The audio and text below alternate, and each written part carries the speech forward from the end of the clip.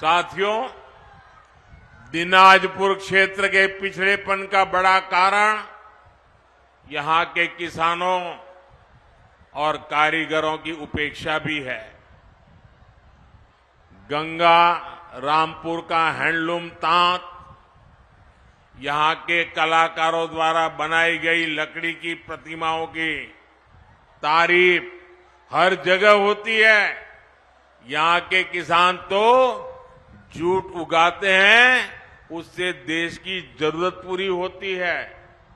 इतने दशकों बाद ये भाजपा सरकार है जिसने जूट किसानों और कलाकारों की चिंता की है। भाजपा ने 18 पारंपरिक व्यवसायों जैसे कुम्हार, लोहार, टोकरी बनाने वाले, चटाई बनाने वाले ऐसे कारीगरों और हस्तशिल्पियों के लिए पीएम विश्वकर्मा योजना शुरू की है। इस पर 13,000 करोड़ रुपए खर्च किए जा रहे हैं ताकि उनकी प्रतिभा को पहचान मिले, उनका काम बढ़े, उनकी आय बढ़े।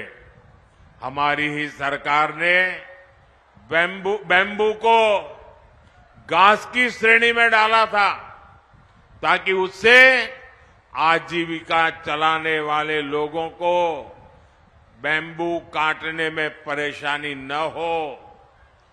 जूट किसानों के लिए हमने पिछले 10 वर्षों में जूट की एमएसपी 2 गुने से ज्यादा बढ़ाई है। हमने चीनी, अनाज ऐसी अनेकों चीजों की पैकेजिंग के लिए जूट का उपयोग बढ़ाया है ताकि जूट की खपत बढ़े और मेरे जूट किसानों को लाभ हो। जूट किसानों के लिए हमने जूट आई केयर योजना भी शुरू की है, जिसका लाभ बंगाल के 3 लाख से ज्यादा किसानों को मिल रहा है। साथियों, बंगाल की टीएमसी सरकार तोलाबाजों, अपराधियों और भ्रष्टाचारियों का अड्डा बन गई है। बीजेपी कार्यकर्ता की यहां आए दिन हत्याएं होती हैं। बालूरघाट में कुछ वर्ष पहले हमारे बूथ सभापति की हत्या की गई। संदेश खाली में महिलाओं पर जो जुल्म हुए, शोषण की जो घटनाएं सामने आई, उनसे पूरा देश दहल गया है।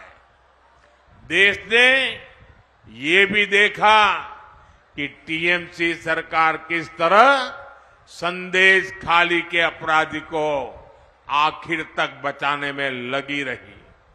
साथियों, टीएमसी बंगाल में भ्रष्टाचार का भी खुला खेल खेल रही है। सरकारी ठेके टीएमसी के गुंडों का बिजनेस बन गए हैं। यहां तक कि प्राइमरी शिक्षकों की भर्ती तक में घोटाले हो रहे हैं। सरकार में मंत्रियों के ठिकानों पर रेड होती है तो करोड़ों रुपया कैश बरामद होता है।